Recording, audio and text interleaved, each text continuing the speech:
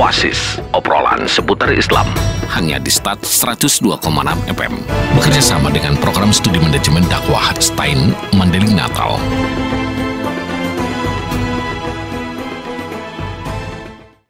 Assalamualaikum warahmatullahi wabarakatuh. 102,6 FM Star Serasi, suara satu kata penuh makna, pasti selalu di hati. Mengudara dari lantai 2 gedung Star FM, Jalan AM di Lama, Kelurahan Kota Siantar Penyambungan. Pagi Madinah, Madinah pagi. Di hari Jumat tanggal 10 Maret 2023 ya, kita ketemu lagi seperti biasa dari jam 11 hingga pukul 12 nanti bersama saya Siti Rahma Harahap dalam program acara Oasis, obrolan seputar Islam, yang mana merupakan satu kerjasama dari Prodi Manajemen Dakwah Stein Mandailing Natal dengan Radio Star FM Penyambungan tentunya ya. Nah, seperti biasa kita sudah dihadirkan dari satu narasumber telah kita siapkan dan juga dengan materi-materi yang telah kita tentukan. Dan hari ini kita bertemakan tentang peluang dan tantangan bisnis syariah bagi generasi Islam. Merupakan satu judul yang memang menarik, apalagi mau bulan puasa nih. Kira-kira untuk memajukan bisnis untuk generasi muda itu apa kira-kira gitu ya. Nah, dan hari ini kita sudah ada bintang tamu atau narasumber kita, yaitu Bapak Arwin M.A. Beliau adalah merupakan salah satu sekretaris prodi di jurusan manajemen bisnis ya, atau coba kita tanya langsung ya. Assalamualaikum Bapak. Waalaikumsalam. Sehat? Berkatuh. Alhamdulillah Bu. Rara. Bapak sekretaris apa kaprodi ya? Lupa saya. Dulu sekretaris. Sekarang naik ya. Nah, sekarang naik jabatan jadi kaprodi. Saya mohon maaf ya. Kaprodi ya, alhamdulillah, berarti bertambah rezeki Pak ya. Alhamdulillah. Kaprodi mana Bapak? Jurusan sekarang prodi perbankan syariah. Wah, berarti nggak sebelumnya sekretaris prodi manajemen bisnis. Oh iya, berarti tadi pertama saya nggak salah ya. betul. Berarti saya ini yang nggak update ya tentang ini ya. Atau memang karena Bapak Arwin terlalu sibuk sampai nggak nampak di mana. Ya, Pak Arwin. Di hari Jumat ini kita akan membahas tentang peluang dan tantangan bisnis syariah bagi generasi muda Islam gitu ya. Nah, yang saya penasaran ini, kira-kira sebenarnya apa sih yang menjadi motivasi kita atau motivasi Bapak ini sebagai guru dosen yang telah mumpuni ya untuk bidang bisnis ya Pak ya, karena memang sudah keilmuannya memang tentang bisnis dan juga perbankan ya Pak ya. Nah, apa sih yang menjadi landasan pertama kita mengangkat ini gitu? Peluangnya apa gitu untuk bisnis syariah? Baik, terima kasih Bu Rara. Bismillahirrahmanirrahim. Assalamualaikum warahmatullahi wabarakatuh. Waalaikumsalam warahmatullahi wabarakatuh. Alhamdulillah rabbil alamin wa arsalah Rasulillah sallallahu alaihi wasallam. Baik, Bu Rara. Iya. Alhamdulillah, terima kasih saya sudah diundang di Oasis Star FM pada hari Jumat ini. Iya. Ini satu kebanggaan dan tentu saya memberikan suatu apresiasi kepada Star FM dan juga tentunya Prodi Manajemen Dakwah yang mempunyai program yang luar biasa ini. Amin, mudah-mudahan bertahan Pak ya. Insya Allah ya. Dan berkembang lagi. Baik, pada hari ini kita kan khusus membahas biasanya materinya mungkin tentang sholat, tentang fikih dakwah. Nah, sekarang kita berbicara tentang ekonomi syariah dan turunannya, termasuk bisnisnya. Iya. Nah, kebetulan saya juga termasuk di Stein Madinah yang merumuskan kurikulum tentang Prodi Manajemen Bisnis Syariah pada tahun 2019. Nah, rancangan kurikulum itu pada intinya adalah bagaimana membentuk generasi muda Islam ini yang jumlahnya luar biasa ini. Banyak ya? Banyak sekali. Bagaimana mereka memahami mulai dari karakter, knowledge atau pengetahuan mereka tentang Islam yang tidak hanya berkutit belajar tentang fikih, ibadah, sholat saja. Tapi sekarang adalah bagaimana generasi muda kita itu mengerti tentang bagaimana mereka melakukan transaksi bisnis itu sesuai dengan ajaran Islam. Ya karena memang karena sebenarnya kalau kita lihat ya Pak ya, banyak remaja-remaja kita yang memang apalagi generasi muda ya khususnya yang kurang paham mungkin gimana untuk mengelola bisnis ini biar lebih baik ataupun yang sesuai dengan syariah, karena kan nggak sedikit gitu ya yang tahu ya Pak ya, atau gimana? Baik, sesuai master plan termasuk Lembaga Keuangan Syariah Indonesia pada tahun 2019-2024 itu memang salah satunya adalah membangkitkan jiwa entrepreneurship bagi generasi Muslim yang tentunya kita harus memasukkan nilai-nilai Islam ke sana. Dalamnya, iya benar. Nah, untuk apa? Karena kalau selama ini kita dinabobokkan oleh sistem-sistem yang tidak sesuai dengan syariat atau mungkin kaidah-kaidah fikih muamalah, maka kalau awal-awal masih berbicara tentang produk perbankan, nah sekarang turunan dari produk perbankan itu adalah ke sektor UMKM. Bagaimana pelaku UMKM ini mengintegrasikan semua proses awal dari hilir ke hulu sampai ke hilir itu terkoneksi dengan sistem-sistem syariah. Nah, contoh bagaimana generasi Islam membuka suatu usaha kalau seandainya dia diberi label syariah. Contohnya sekarang di Madinah saya lihat di Dalan Lidang itu ada minimarket syariah. Nah, apakah minimarket syariah itu sudah dilaksanakan sesuai dengan tuntunan fikih atau syariah atau bagaimana? Itu ada panduan-panduan tersendiri termasuk di Fatwa Dewan Syariah Nasional tentang praktek-praktek akad-akad, bagaimana bisnis yang dibolehkan. Nah, tentunya ada beberapa hal yang perlu dikaji di sini.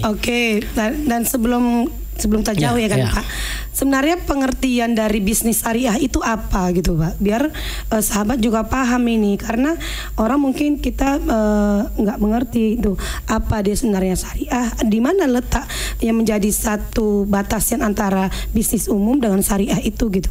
Gimana? Baik, ini semakin menarik ini ya. Mudah-mudahan banyak generasi sama saya, banyak pertanyaan nanti. Generasi muda yang dengar ya.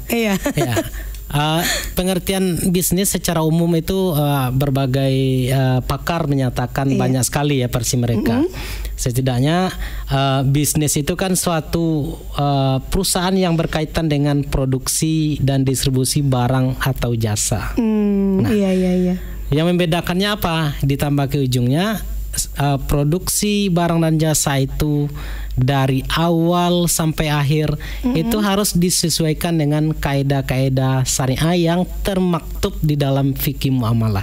Nah, contoh kalau berbicara tentang kita mencari modal, lalu kita mengajukan pinjaman ke bank, maka untuk menghindari agar sesuai syariah, maka kita harus menggunakan produk yang ada di muamalah. Contoh, kita mau buka usaha di bidang makanan, lalu dengan akad bagi hasil, maka mengajukan permohonan pembiayaan kepada lembaga keuangan syariah, bank syariah atau lembaga keuangan lain. Artinya pembiayaan itu pinjaman atau bagaimana? Pembiayaan dan kredit itu ada beberapa perbedaan. Contoh kalau bagi hasil, produk syariah ini kalau produk mudharabah contohnya bagi hasil. Nah, perbedaannya adalah kalau bank konvensional, kalau bunga itu sudah ditetapkan dari awal sampai akhir dan itu sudah mengacu juga kepada peraturan Bank Indonesia atau BI Rate dan sebagainya. Nah, ke dalam ekonomi syariah yang hakikinya gitu ya, walaupun praktiknya kita belum tahu apakah itu sudah 100% atau belum. Ada di situ negosiasi tentang bagi hasil. Contoh, objek usaha yang dikelola oleh yang punya skill, si A punya skill, si B pemilik modal, mungkin nasabah ya, tapi dikelola dananya oleh pihak bank. Nah, maka kerjasamanya adalah antara pemilik skill dengan bank atau sahibul mal istilah fikihnya gitu ya. Nah, kerjasama ini terjadilah situ pengajuan proposal, permohonan pembiayaan. Nah, dalam teori yang sebenarnya itu ada negosiasi di situ. Contoh tentang hal bagi hasil atau kesepakatan bahasanya ya, bagaimana sebenarnya bagi hasilnya. Contohnya kesepakatan masa pembiayaan ini 2 tahun. Bagi hasil selama 2 tahun itu mungkin pihak bank Sahibul Mal itu menawarkan 60-40. Iya. Tapi mungkin pemilik usaha atau yang melaksanakan nanti usaha itu merasa keberatan, ini terlalu besar. Nah, dia mengajukan contohnya, bagaimana kalau 70-30 saja. Jadi sebenarnya kalau kesepakatan itu ya Pak Arwin ya, apakah memang didasarkan dari ada memang peraturan yang berdasarkan Al-Quran, atau memang boleh kita kesepakatan itu bersama saja gitu, nggak harus berdasarkan Al-Quran atau apa gitu? Tidak ya, tapi tunggu dulu Pak. Ya. Oke, sip. Ada. Silakan. Kita mau lewat yang satu ini ya, sahabat tetap di 102,6 FM. Pemerintah Kabupaten Mandailing Natal menyediakan kantor khusus melayani perizinan untuk Anda yang berusaha agar mengurus dokumen izin keabsahan usahanya pada Dinas Penanaman Modal dan Pelayanan Terpadu Satu Pintu Kabupaten Mandailing Natal. Ayo, urus dokumen izin usaha Anda untuk mendapatkan kepastian hukum dan kenyamanan dalam berusaha. Dokumen lengkap, 1 hari selesai. Kami siap melayani Anda. Iklan layanan masyarakat ini dipersembahkan oleh Dinas Penanaman Modal dan Pelayanan Terpadu Satu Pintu Kabupaten Mandailing Natal. Kembali lagi di 102,6 FM. Tara-serasi suara satu kata penuh makna pasti selalu di hati. Mungkin sahabat bertanya-tanya kenapa saya ketawa ya, karena saya hari ini ada khusus kedatangan tamu yang sangat luar biasa, sahabat saya, teman saya, yaitu Miss Ica. Siapa sih? Ya di situ ya. Mendampingi prodinya nih. Iya, dia memang loyal banget itu ya. Kalau nggak percaya bolehlah lihat kita di live Facebook kita ya, di Facebook Radio Star 102,6 FM penyambungannya sahabat ya. Oke, kembali lagi kita ya di tempat yang kita bahas tadi, tetap di Oasis ya. Tadi sudah dijelaskan bahwa bisnis itu ya bukan Pak Arwin ya, sebuah ibaratnya pertukaran ya. Pertukaran baik itu dia jasa ataupun dia itu barang gitu ya, yang mana tujuannya itu adalah untuk mendapatkan sebuah keuntungan. Nah, profit ya, iya. Nah, keuntungan ini mungkin yang menjadi satu yang harus kita yang harus kita jaga, artinya keuntungan yang memang memberikan untung kedua belah pihak, itu mungkin yang jadi batas syariahnya ya. Tidak merugikan satu sama lain gitu ya kan, Pak. Pintar saya dong. Betul. Iya. Iya ya, kalau nggak pinter nggak mungkin jadi Astagfirullahaladzim. Ya jadi dan saya pernah juga mendengar gitu ya kan Pak, bahwa salah satu dari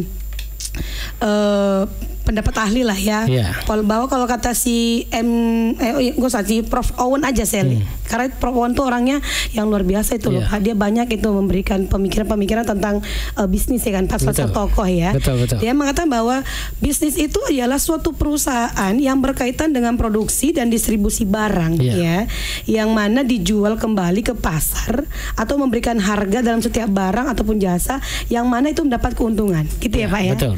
Iya, jadi yang mau saya tanyakan adalah dalam memberikan keuntungan ataupun melakukan bisnis ini, ada nggak Pak sebuah prinsip-prinsip yang bisa kita jaga yang berkaitan dengan hukum syariah ini gitu? Baik, terima kasih Bu Rara. Iya.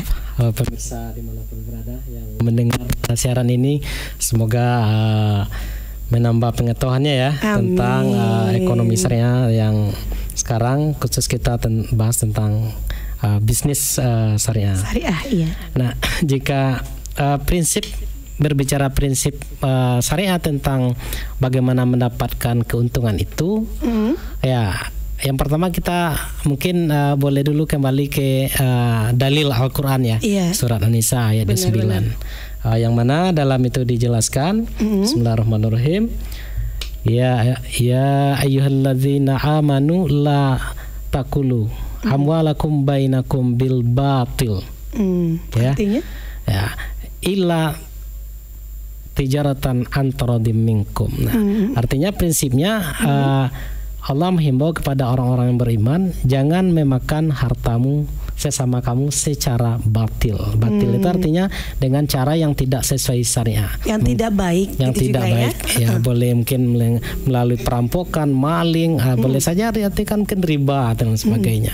Nah, kecuali ila tijaratan, kecuali dengan melalui bisnis itu ya, bahasa lainnya berdagang atau berbisnis antara minkum, yang berlaku suka sama suka di antara kamu. Nah, suka sama suka itu banyak diartikan bahwa selain terjadi keridoan antara dua belah pihak, itu tidak ada unsur-unsur yang merugikan kedua belah pihak. Dan tidak memaksa. Ah, betul. Iya, benar. Bayangkan kalau seandainya salah satu pihak tertipu dengan akad itu, pasti sakit hati. Berarti ada yang dirugikan. Iya, benar. Nah, itu sudah melanggar dari ayat itu. Dan itu nanti kalau memang terjadi kerugian-kerugian ini, itulah mungkin menjadi salah satu juga yang tidak lancarnya di perdagangan ini ya. Menghentikan perdagangan jadi gara-gara itu ya. Orang jadi miskin kepercayaan kepada kita kalau memang kiranya keuntungan itu tidak disetarakan sama gitu ya Pak ya. Oh iya, benar. Jadi kalau prinsip syariah itu unsur-unsurnya kan kita mungkin ya Pak ya, ada juga yang berdasarkan dari pasal 1 ya Pak ya, Undang-Undang nomor 21 tentang bahwa sebenarnya prinsip hukum Islam itu yang maksud kita itu yang bisnis ya, itu berpacu kepada MUI ya. MUI, Fatwa Dewan Syariah Nasional semuanya tentang produk-produk yang berlabeling syariah harus dulu ada keputusan Fatwa MUI. Nah, menentukannya itu seperti halal-halalnya gitu kan Pak. Itu gimana kira-kira indikator untuk itunya? Kalau untuk menentukan produk itu adalah memang produk MUI yang ada komisi tersendiri, yaitu Komisi Fatwa Dewan Syariah Nasional. Nah, termasuk keuntungan juga di situ diatur ya? Semuanya di situ. Artinya tentang produk-produk, contohnya bagaimana boleh terjadinya angkat kontrak salam. Nah, itu juga terdapat di Fatwa DSN MUI ya. Nah, contohnya dalam kontrak itu dijelaskan dalam DSN Dewan Syariah Nasional itu bahwa salam itu boleh dilakukan dengan pembayaran di depan ya. Di depan barangnya nanti. Artinya kita pesan barang belum kita bayar, nanti bayarnya ketika barangnya kita bayar di depan dulu, barangnya belum ada. Kita pesan berapa ukurannya, spesifikasinya bagaimana, tinggi. Kalau contoh lah kita pesan lemari ke tukang perabot. Ya, kontraknya kita bayar dulu, barangnya dibuatkan. Tapi kita sebutkan seperti apa lemarinya begitu. Iya, benar. Mungkin tingginya 2 meter, lebarnya 1,5 meter, ada berapa lantai. Nah, spesifik itulah dibuatkan oleh tukang perabot, sehingga setelah selesai baru terjadi akad serah terima. Artinya juga mungkin ya Pak ya, kalau kita berbicara bisnis syariah ini, kita sebagai seorang pedagangnya harus ada transparansi ya. Harus. Keterbukaan ya. Kita harus jujur barang ini berkualitas seperti apa, harganya bagaimana begitu ya. Kalau enggak, orang akan seperti saya bilang tadi, dia krisis kepercayaan ya. Iya, krisis kepercayaan. Apalagi ini modelnya model perdagangan kayak online ya. Online. Kayak di Shopee ya. Shopee. Kita nggak ketemu sama orangnya. Iya, benar. Kita nggak lihat barang asli yang aslinya, hanya kita percaya saja. Nah, coba bayangkan kalau penjualnya tidak jujur gitu. Memang ada kejadian online itu kan, ada daerah saya itu dengar ceritanya, dia beli handphone tapi yang dalam paket itu sabun mandi yang dibungkus. Artinya ada juga. Nah, itu dan kan oknum oknum. Dan dia tidak menjalankan bisnis syariah seperti itu ya. Enggak, dalam syariah tidak boleh. Nah, berkaitan ke prinsip tadi Pak, saya pernah ada membaca ya, karena sebelum kita sebelum kita siaran, saya baca sedikit lah di buku ya. Ada prinsip itu makro dan mikro gitu. Apa sih sebenarnya pengertian dari makro dan mikro ini gitu? Kalau berbicara secara umum ya, ekonomi lah. Kalau ekonomi berbicara makro, berarti kita berbicara ekonomi suatu negara atau nasional, gitu ya. Berdasarkan pendapatan per kapita atau GDP per tahun. Artinya skopnya luas gitulah ya. Nah, sedangkan mikro berbicara tentang rumah tangga, ekonomi rumah tangga begitu. Nah, lalu dalam hal ini lebih berbicara kepada produk-produk yang dihasilkan oleh contohnya UMKM, usaha-usaha entrepreneur atau usaha-usaha kecil yang ini itu yang mikro ya? Yang mikro, yang kecil ya. Kalau yang mikro itu sifatnya dia umum atau nasional atau bisa juga dalam teori ilmu ekonomi, makro itu adalah kompilasi bentuk DGP ekonomi selama 1 tahun satu negara, termasuk di situ berapa persen pertumbuhan ekonominya, atau tahun ini sepertinya kemarin 5,3% gitu ya. Nah, kalau bicara secara umum ya, nah itu ke dalam ekonomi syariah atau bisnis syariah itu berlaku di semua akad, ya artinya semua akad itu makro. Di mudharabah dia ada di situ, murabah ada. Nah, artinya dia mempunyai kapasitas yang lebih kompleks atau lebih lengkap tentang akad-akad yang dia gunakan. Ya. Oke. Kalau kalau mikro mungkin dia hanya menggunakan 2 akad saja. Contohnya akad yang paling resikonya yang paling ringan lah gitu ya. Mungkin murabah, akad jual beli plus margin. Nah itu risikonya lebih ringan karena itu akad jual beli ya. Kalau sudah dijual barangnya ya dapat untung gitu. Nah, tapi kalau akad mudharabah nih resikonya tinggi tapi untungnya juga menjanjikan keuntungan yang tinggi. Oke. Gitu. Nanti kita akan lanjutkan lagi ya Pak, karena memang sebenarnya pengetahuan tentang bisnis syariah ini banyak ya Pak ya, dan memang untuk kita melakukan bisnis syariah kita harus mengetahui landasan dasar-dasarnya dulu gitu ya. Iya, oke sahabat, nanti kita akan lanjut lagi dengan pertanyaan-pertanyaan yang lebih menarik, dan Bapak Arun harus siap-siap, banyak pertanyaan saya nih loh Pak. Siap. Tetap di 102,6 FM. Oasis, obrolan seputar Islam, hanya di Start 102,6 FM. Bekerja sama dengan program studi manajemen dakwah Stein Mandailing Natal.